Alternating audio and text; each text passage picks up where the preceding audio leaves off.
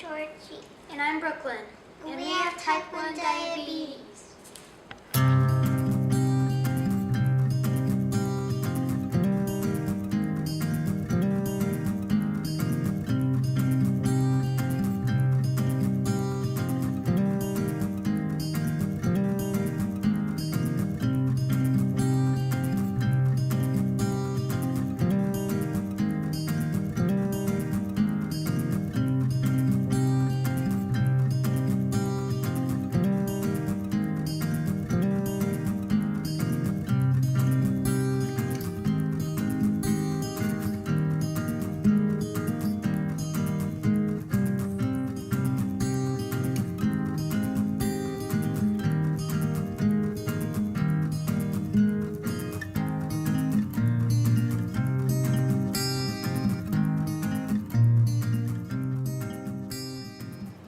What did you first think when your daughter was diagnosed?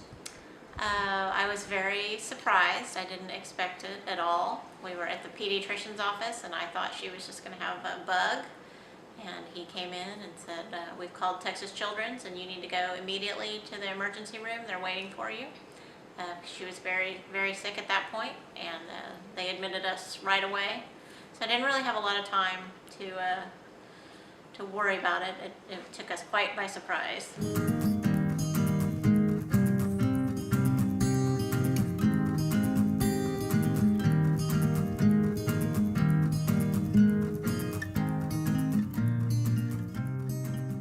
Those first few nights, was it very stressful for you guys? Yeah, it's definitely stressful. When you're, take your child to the doctor and all of a sudden you're having to go to the hospital and stay there for, several days to learn how to manage the disease. It's very stressful.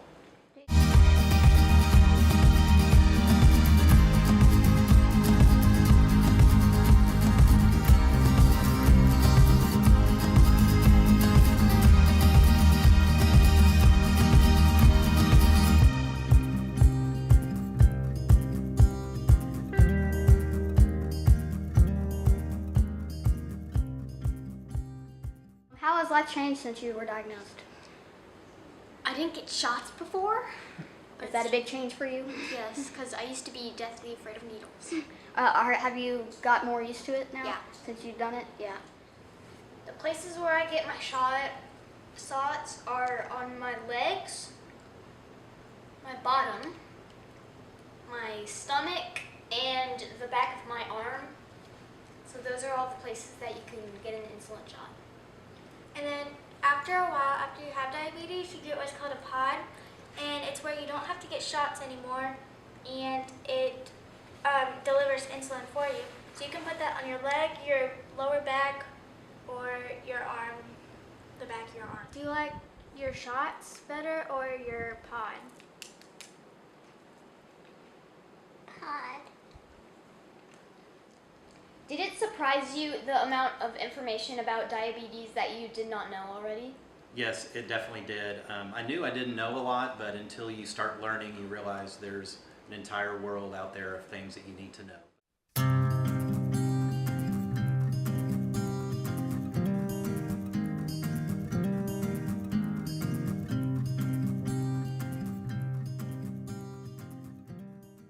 What's the difference between a working pancreas and a non-working pancreas? A working pancreas is producing insulin and glucagon that keeps your blood sugar balanced, and a non-working pancreas is not producing insulin and is not producing glucagon, so you have to get artificial insulin to keep your blood sugar at level so you don't get really sick. How has diabetes changed your life? It's changed every aspect of our lives. We have to think about everything Georgie eats. We have to think about every activity she does. We have to always have supplies on hand anywhere we are, any place we go. It's always there. It's 24/7. Doesn't take a break. How has diabetes changed your life? Well, since Brooklyn's been diagnosed, it's been under 3 months, but we have to count the carbs of everything she eats and calculate how much insulin she needs before each meal. We give her a shot. So it's a huge change. So what are you doing right now? Right now, I'm looking up the carbs for George's dinner. So we're having fajitas, so we have to count the carbs and how many chips she's going to have. We're going to have to count the carbs and how many, whatever tortillas she's going to have. We have to count the carbs in the refried beans and in the rice, and then we add it all up, and that's how much insulin she gets. That is very cool. What are some of the symptoms when she has low blood sugar? She feels kind of like, she tells us she feels shaky and and she like sometimes gets tired. And if she's low for a long period of time, she could have a seizure and end up in the hospital again. What are some of the ways that you help take care of Brooklyn? Well, I remind her, test your blood sugar, test your blood sugar, test your blood sugar.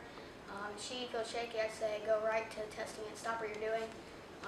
You can get low quickly, so if she feels shaky, first thing I do is tell her to go test her blood sugar and have her run to the fridge and get her a juice box just in case.